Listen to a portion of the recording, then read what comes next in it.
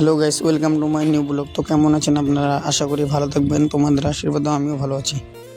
তো সকাল সকাল আমাকে ফোন করে বললো চল ক্রিকেট খেলা দেখতে যাবো আর কি। তো আমি আসলাম, এসে দেখি এই জায়গায় কাম করতেছিল আমার একটা কাকা। তো হঠাৎ করে আরেকজন ফোন করলো, আমাকে বললো চল আমার দোকানের চাবিটা নিয়ে আসি যে। আমি বললাম চল। তো এসে আমাদের স্কুলের সামনে আসলাম। এটা হচ্ছে আমাদের দিগদারপাড়া এমবিএসপি।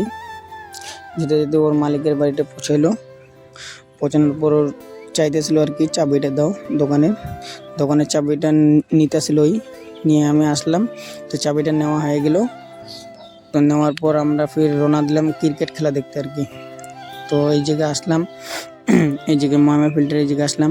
এসে দিয়ে ক্রিকেট খেলা চালু হয়েছে বহুতক্ষণে, আমরা তো অল্প দেরি করে আসছি আর কি। ক্রিকেট খেলা দেখতেছিলাম। তো দেখতে দেখতে হঠাৎ করে আমি বাড়িতে আসলাম। বাড়িতে এসে দেখি আমার একটা কাকা কতগুলা হরেক মাল নিল আর কি। তো নেওয়ার পরে আমি বললাম ভালো আছে আরও কয়।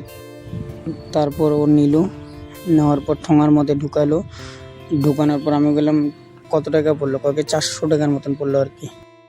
তো গাইস এখন যাবো আমরা প্র্যাকটিস করতে। তো সব কিছু নিয়ে আসলো আর কি। নিয়ে আসার পরে এখন যাবো আমরা প্র্যাকটিস করতে।